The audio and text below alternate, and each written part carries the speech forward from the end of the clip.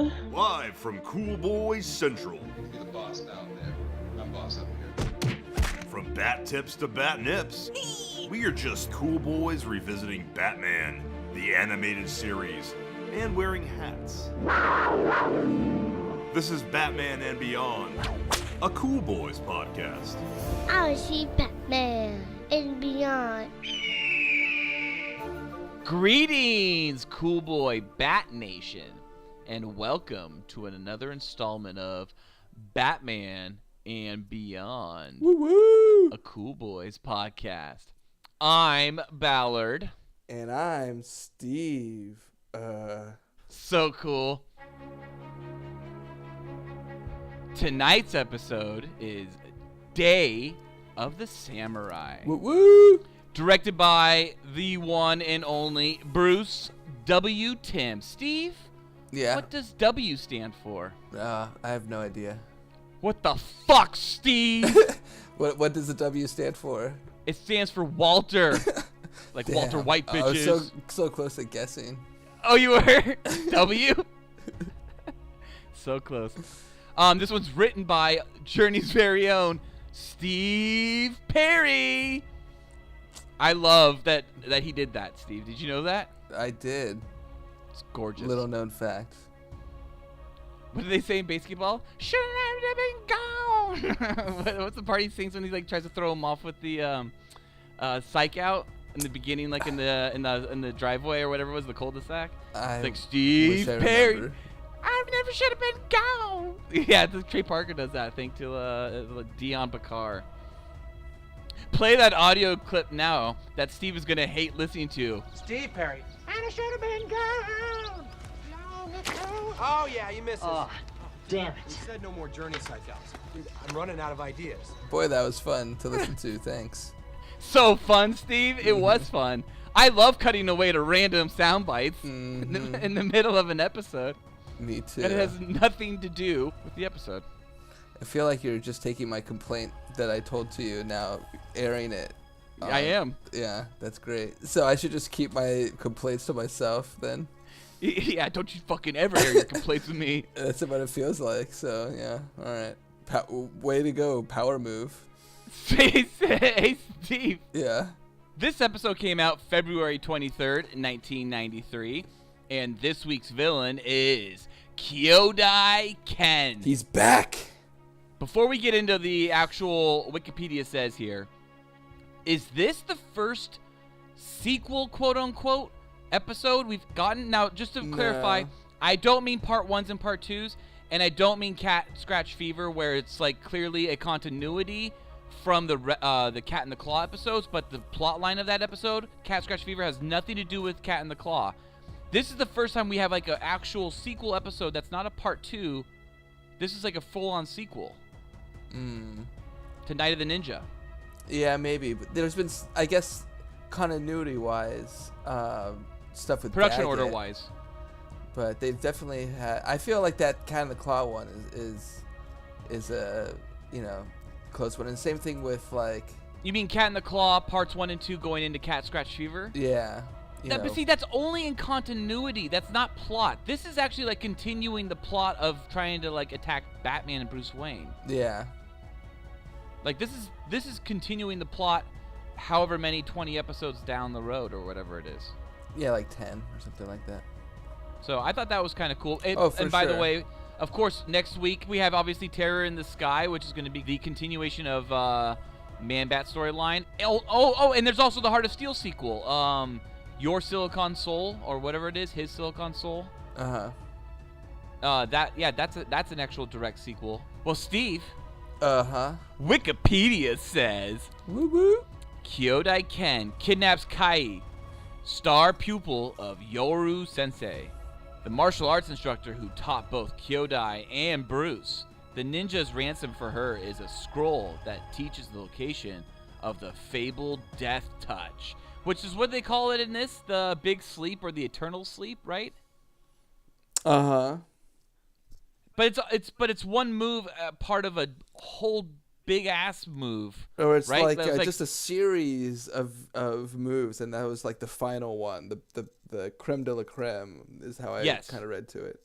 That's okay. That's how I saw it too, because it was called Kiba no Hoko, the Way of the Fang. I thought it was awesome just how they just went there in terms of making it full on like immersive into Japan. You know, yeah, they fucking made you read subtitles. Yeah, for a kids show, like that's 4 o'clock after school. I don't want to read no fucking subtitles.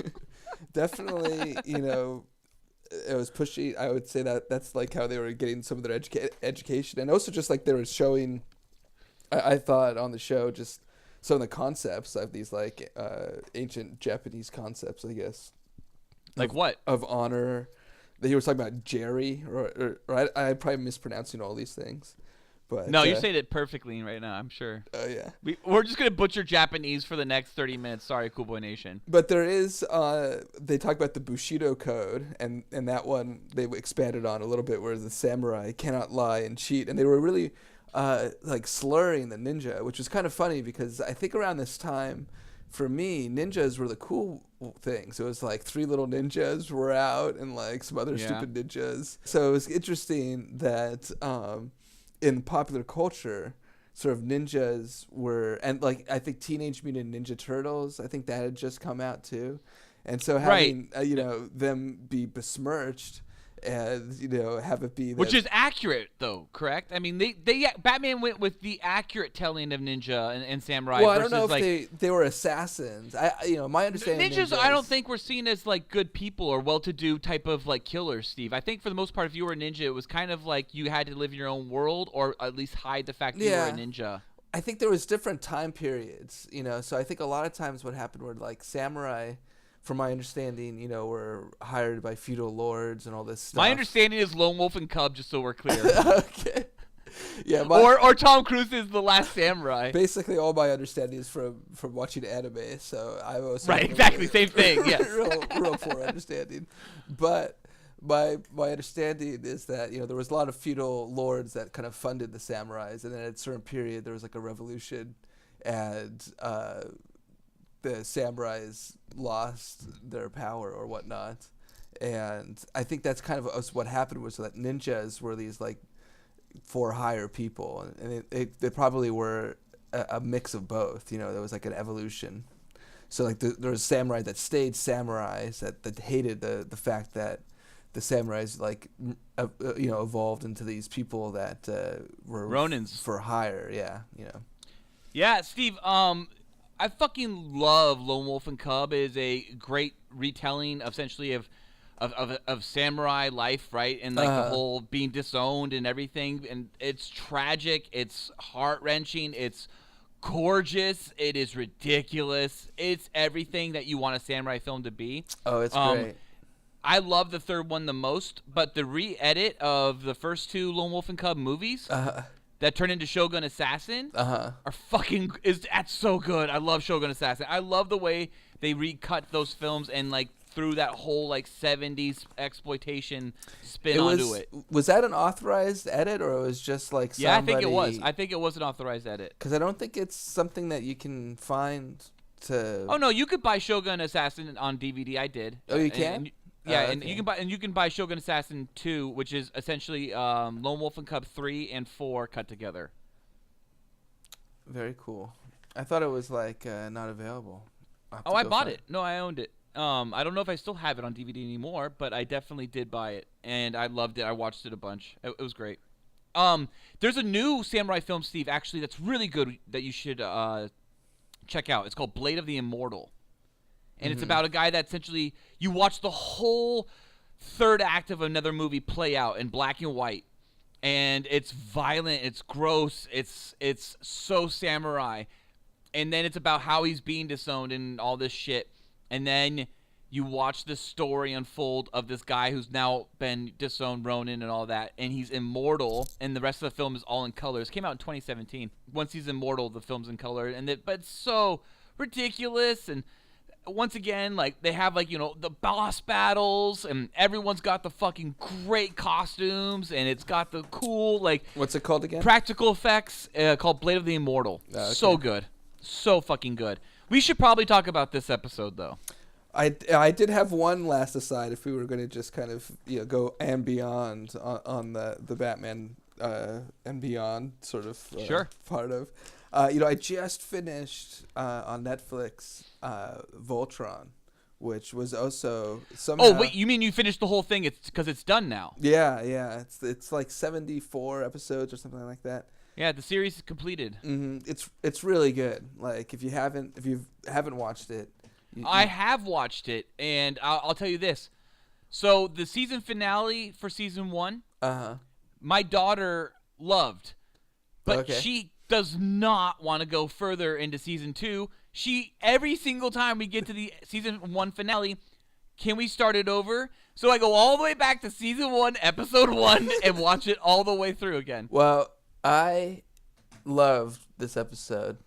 I fucking love this episode, Steve. I got a serious problem here. Yeah. I love this episode way too much. I watched this episode back for this episode of recording this podcast, and I just was like not taking notes. I had to stop it and restart it because I was just so engrossed. It was like I was just like, this might literally be my favorite episode of all Batman episodes we have watched, starting with On Leather Wings, working it up production order up to number 44, Day of the Samurai.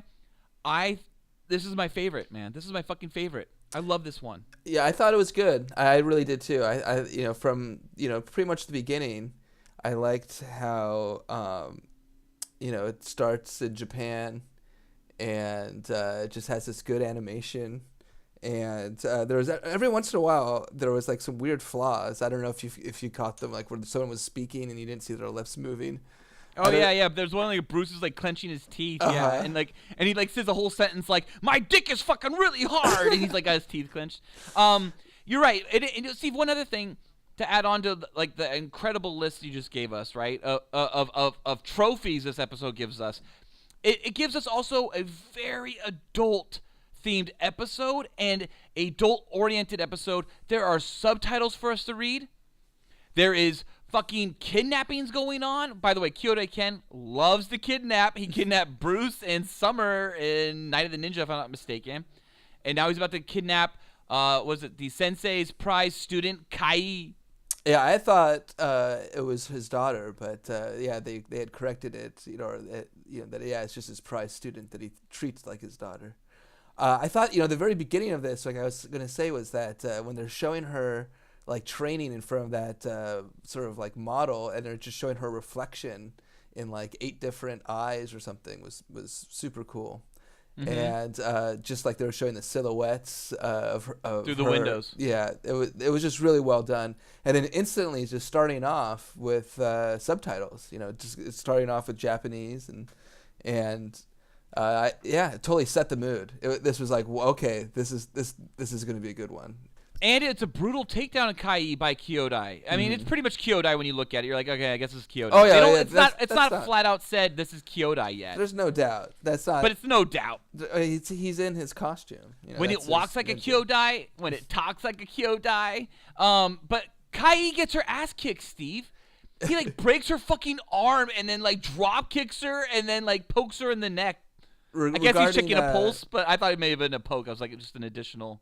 Knowing that it was Kyodai, they say in the episode that fighting styles are like fingerprints, and that was total Kyodai. Total Kyodai. Oh, one other thing we get very quickly in this prologue is Kyodai starts doing some fucking fruit ninja. He starts throwing up all kinds of fruits and just slicing with his katana blade. I was like, dude, he'd be great at fruit ninja. He'd be really good at that shit.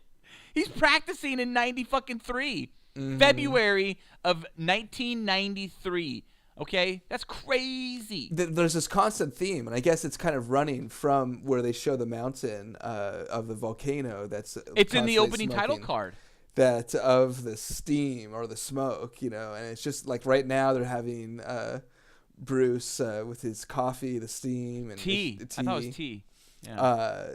It's definitely, this is Bruce Timm kind of at his finest, just showing off almost. He is, and he does a great callback. Bruce knows when he gets the letter from his sensei, and it's just all the letter is like an art. It's like a ransom art. It's not words. It's not a request. It's just a face. Bruce immediately recognizes that as the tattoo on Kyodai's back, which we see in Night of the Ninja when he's like training with Bruce in the sepia tone flashback, Kyodai's gi gets ripped and exposes like a red, green, black tattoo of that exact same face. So that face was just a calling card. And I love that Bruce catches on. You can see that Bruce, and he grabs it and he crinkles it up like, fuck you. I like how his calling card. master totally knows that he's Batman. Oh, his master totally knows he's Batman.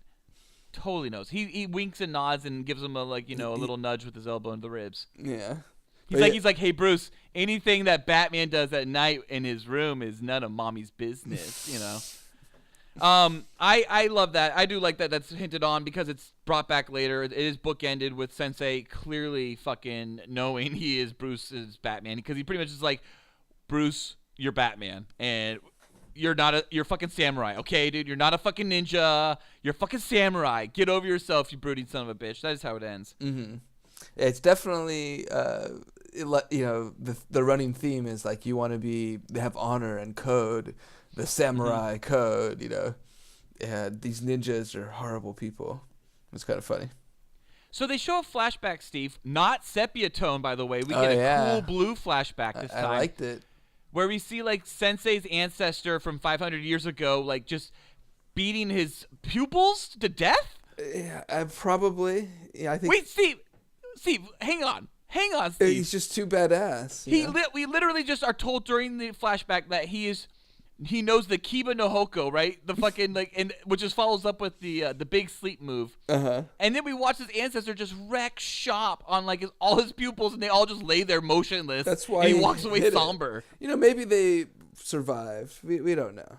I think we watched the first deaths in the Batman the Animated Series. Definitely, I think at the end of this episode is one of the first deaths. I cannot disagree, Steve. I cannot disagree. Should we just go way out of order and just talk about the ending now? I mean, I don't mind.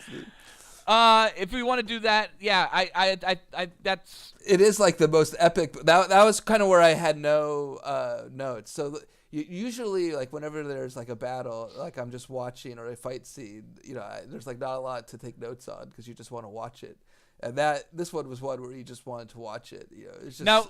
So Steve, you're referring to what battle exactly? Just so we're very clear to everyone else. Oh, you know, at the end of the episode when there's the exploding volcano, it was. Yes. You know, this was basically whatever.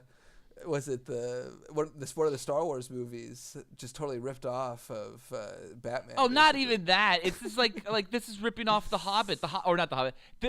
Lord of the Rings ripped off of this. Yeah, essentially. All these epic movies took the volcano, but that was such a great. You know what you're about to hear? A bunch of emails from Cool Boy Nation that's like, by the way, it was in Star Wars lore that Anakin fell into a volcano well before this movie or the Day of the Samurai ever came out. It's also Tolkien died before this fucking TV show came out, so how could Lord of the Rings been copying Day of the Samurai? I hope that there's somebody that responds. If I need to say more things to flame people. Well, Steve, I will never let you have access to that email account. You'll never see all the responses. I won't. And I'll never read them. No. Okay, wait, hang on. To get back to the volcano, because we're just all over the fucking place right now. The volcano level at the end with the big boss bad that Batman has to fight, Kyodai, the final fucking mano y mano, like going at it, fisticuffs, fucking melee, hand to hand. He has to take combat. off his mask and just. It's great, and right? He takes off his cape and he's just like, "All right, let's go, let's do this." And you know what? You know the best part is when Batman starts slapping his face. That's what I have right here. Absolutely, the face. Steve. So what we have, but we don't have that yet, Steve. See, what happens first is the confidence. Batman gets beaten and the whole big sleep move gets put on him, right? Now we're jumping the gun on how we got to all that. But like what I love is that as soon as he quote unquote die fake outs in front of Alfred, which Alfred must have been like, oh shit, that's the way, But then, Bruce comes back, he's leveled up all of a sudden. Oh, yeah. Like Neo in the Matrix, he's full on leveled up. He fucking just bitch slaps Kyodai at one point. Accepts. It's right, it's ridiculous. He just accepts like some sort that he's a samurai or something like that, and he just he's Batman. Yeah, that's what it is. Yeah. He bitch bat slapped. I love that he bitch bat slapped Kyodai so bad. Kyodai literally just explodes. He's just like, fuck it. I just got slapped in the face twice by Batman. I'm gonna die. You know. Yep. He explodes and dies. And if I'm not mistaken, I looked ahead on the Batman the animated series. I'm not gonna look ahead at Justice League and all that shit and Batman Beyond. But Batman the animated series, I don't think Kyodai ever comes back. So that was it.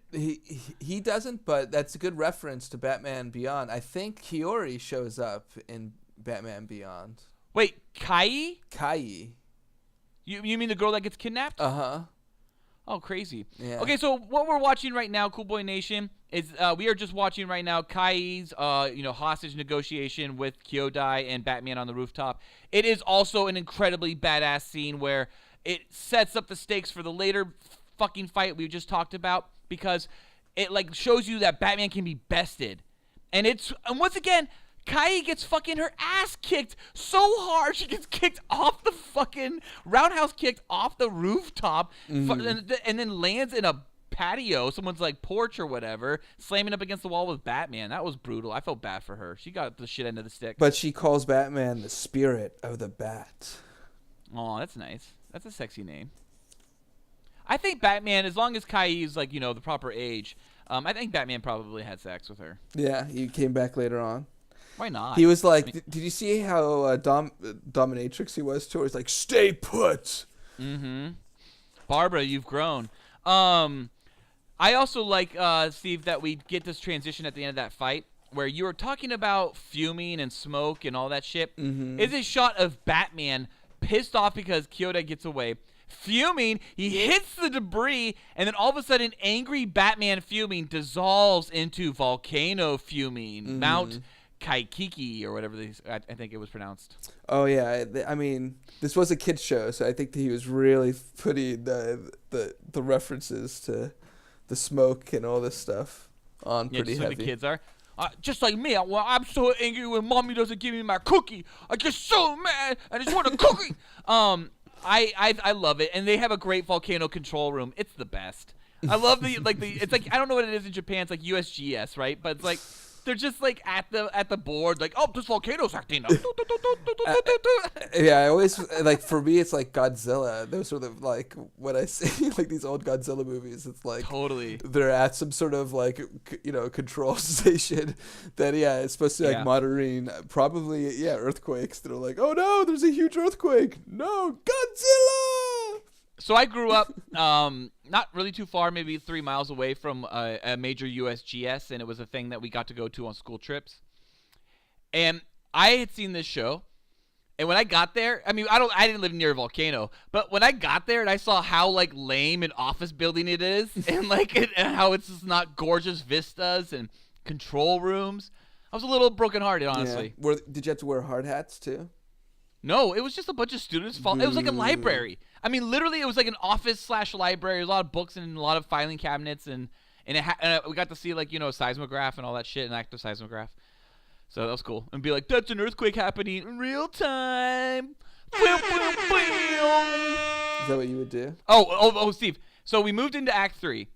Mm-hmm. And one of my favorite things ever in this episode, favorite things ever, is Kyodai has so Kyodai goes right to this mountain to get the scroll, and it fucking dissolves in his fingers, except the most precious part, right? That's awesome. The big sleep, right? The eternal sleep, information directions. He takes that back to his apartment, I guess, and he just looks over a dummy, and then he looks at the dummy and looks at the paper and looks back at the dummy, and he looks at the paper and then he looks back at the dummy, and he looks at the paper and then he looks back at the dummy, and then he goes, who would guess it was there? Well, later in the episode, when we see Batman rubbing all up on the dummy, just feeling that dummy up, feeling it down below, feeling it around the back. He needed to know where the spot was. He had to touch it all over. Batman rubs over the heart area, and then he squints his eyes. And then we see later Kyodai try to bust out the big sleep, and he pokes Batman in the heart. It is the silliest move that I've Who would have known? The heart is where you can kill someone. I mean, there's so many different moves. Like he could have like jabbed the throat, or like some other killer move. Yeah. What? Like, yeah, like a karate chop to the throat, and it's like, of course, that would have also been like, but the heart is like, was just too obvious. Like, this whole episode, you had me reading subtitles, and now you think as a kid I'm too dumb to think that there could be like other ways to kill a person other than the heart?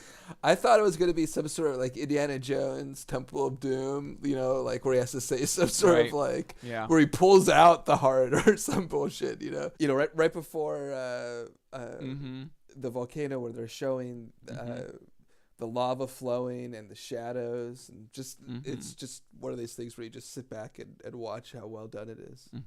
This whole episode is one of those sit back and watch how well done it is. I mean, really, this is one of my fucking favorites. I will be hard pressed to find an episode that I watch back with nostalgia and with, like, you know, my just today's sensibilities and be not as blown away as I was by this episode.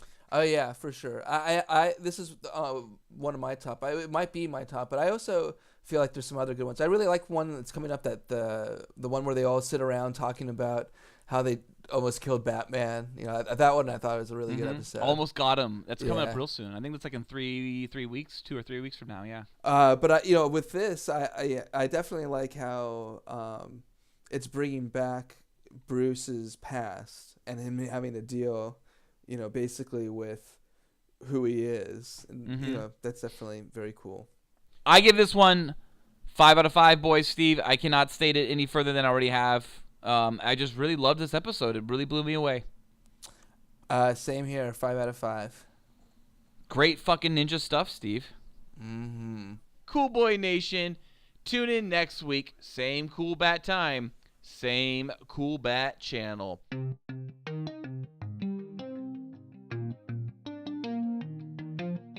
Cool Boy Bat Nation, be sure to let us bat know what you bat thought of Day of the Samurai, or what your favorite bat episode is by bat emailing us at batmanandbeyondcoolboys@gmail.com. New episodes come out every Tuesday. Also, please check out our other great Cool Boy Central content with the Cool Boys podcast on iTunes, SoundCloud, Google Play, and Patreon. Also, donate to us on Patreon. It only costs $1, and you will receive special access to content too hot to air. You can find the Cool Boys on Patreon at www.patreon.com/coolboyspodcast. Thank you for listening. Stay cool, Cool Boy Bat Nation. Until next time, it's Bizees from Bat Ballard. And that's Bizees from Bat Steve. So cool. Batman and beyond. Oh, yeah. Batman and beyond. Oh, yeah.